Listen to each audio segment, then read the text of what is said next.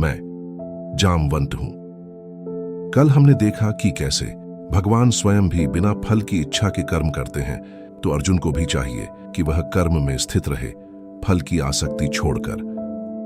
अब कृष्ण उस जगह पर पहुंचते हैं जहां कर्म को बांधने वाली असली डोरी दिखाई जाती है, कामना।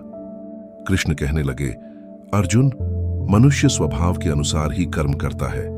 हर प्राणी प्रकृति के गुणों के अधीन है। जो इस प्रकृति को नहीं समझता वही कर्म में फंसता है।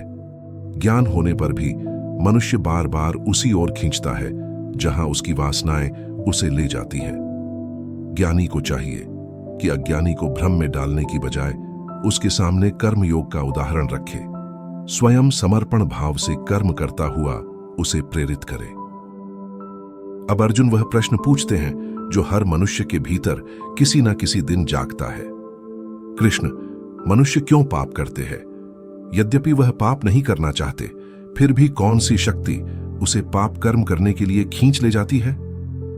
कृष्ण ने उत्तर दिया, यह शक्ति है काम। इसी से क्रोध पैदा होता है। यह रजोगुण से उत्पन्न होता है। यह अग्नि की तरह जलता है। यह न कभी संतुष्ट होता है, न कभी शांत होता है। कामना ही वह पर्दा है जो आत्मज्ञान को ढक देता है।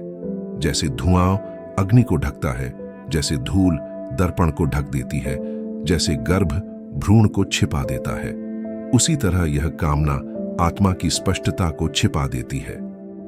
कामना इंद्रियों में छिपती है, मन में फैलती है, बुद्धि तक चढ़ जाती है और वहीं से सारा विवेक ढक देती है। जब मनुष्य यह सोचने लगता है कि मैं क्या चाहता हूं, मुझे क्या चाहिए, तभी से वह अपने आप को खोने लगता है।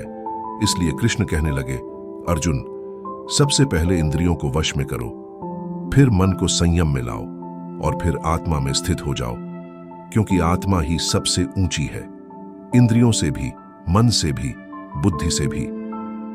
जो व्यक्ति आत्मा को जानकर कामना को वश में कर लेता है, वही वास्तव में शांति को प्राप्त करता है। कर्म करने के लिए केवल शरीर का होना पर्याप्त नहीं, मन को शांत करना होगा, कामना से ऊपर उठना होगा और आत्मा में टिकना होगा। कल हम जानेंगे कि कर्म का अंतिम रहस्य क्या है, किस भाव से किया गया कर्म मोक्ष का द्वार खोलता है और कैसे भीतर से निर्लिप्त रहकर दुनिया के बीच में जीते हुए भी साधक पूर्ण बन सकता है।